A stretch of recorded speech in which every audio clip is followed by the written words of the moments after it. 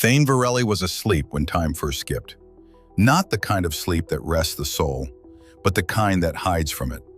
In a city built on gears and gaslight, where every heartbeat is measured by machinery, Thane lived alone, in a cluttered shop that hadn't seen a customer in 6 winters. Outside, the metropolis of Salem ticked on, obedient to the colossal tower at its center. But at precisely 12:01, the tower paused, just for a moment, just long enough for the city's oldest clockmaker to wake up and feel the world stutter. Salem wasn't born, it was built. Mile by mile, cog by cog, suspended in the sky by floating train rails and vapor lifts. A city of brass lungs and iron bones. At its heart, the Salem clock. A mechanical titan so vast it held time itself on a leash. No sunrise, no midnight, no birth nor death occurred without its permission. The people trusted it, and trust, in Salem, was currency. Thane had once helped build the clock. He'd run his fingers across its blueprints before the ink had dried, but that was decades ago. Now he lived with broken timepieces and broken memories.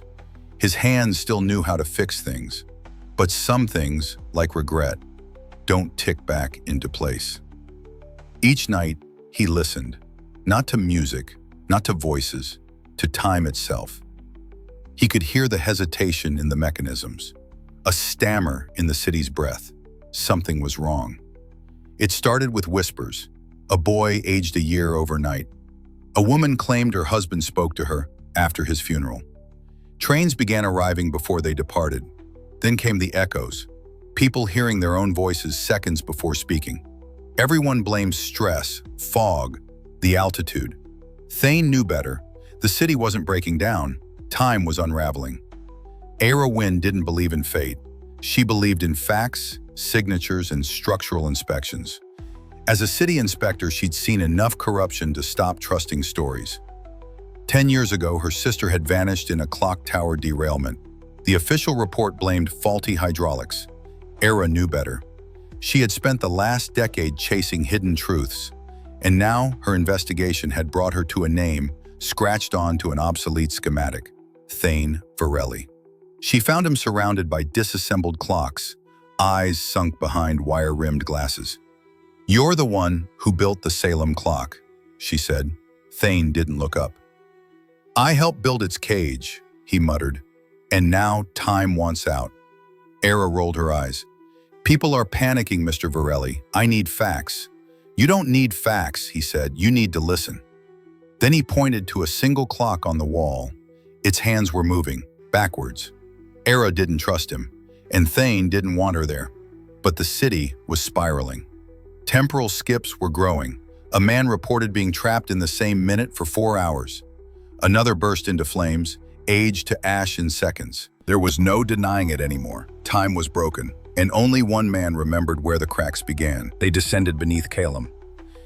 Into the under-machina, a tangle of rusted pipes, hidden schematics, and whispers that didn't echo quite right. There, Thane showed her the truth. The original design of the Caelum clock, version 0. It was never meant to regulate time. It was meant to trap it. An experiment gone too far. A loop closed too tightly. And someone had turned it on. Time isn't a straight line. It's a spiral. A serpent swallowing itself. The Caelum clock didn't stabilize the spiral. It fed on it. And now it was hungry. That's when the voice came through, static on an old intercom. A voice Era hadn't heard in 10 years. "Era, it's me. It's Lyra. I'm still here. Please, help me." She ran, through endless halls of gears and mirrors, each room flickering between decades. Thane warned her, "The past will lie to you," but she had to know. In one chamber, she saw her sister, young, alive, untouched by time. But every time she stepped forward, the scene rewound. Thane had built one final machine, a temporal anchor. It could sever the loop, reset the spiral, but it required a constant, a soul tethered in memory, someone who remembered the original moment time broke. Only one man did. "You could come back," Era pleaded. He smiled. "I've already lived 1,000 versions of this day. In some, I let the city burn. In others, I let her die. This, Feels like the one I get right. Then he handed her a pocket watch. Inside, a photograph, the original design team. Thane and a younger era. She blinked. I was there? He nodded.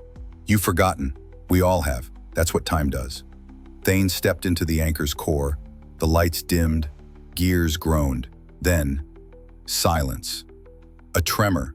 Then a wave. A great hum that echoed across the sky, through the trains, the towers, the lungs of Caelum. Time paused. Then, restarted. The city didn't remember what it had lost. People went back to their days, their patterns, their schedules. Only Era knew the truth. She kept the pocket watch in her coat, wound it once a day, and listened to its ticking. Sometimes, at 12:01, it hesitated, just for a second, and she smiled. Because somewhere between the gears, in the breath between seconds, a man was keeping time. Caelum ticks on, but time isn't what it used to be. And the next time you hear your watch skip or wake from a dream that feels like memory, ask yourself, did time move forward or did you? Like this story? There are more where that came from. Subscribe to Cinemorphia and step into worlds where the rules bend, the fog thickens, and time is never quite what it seems.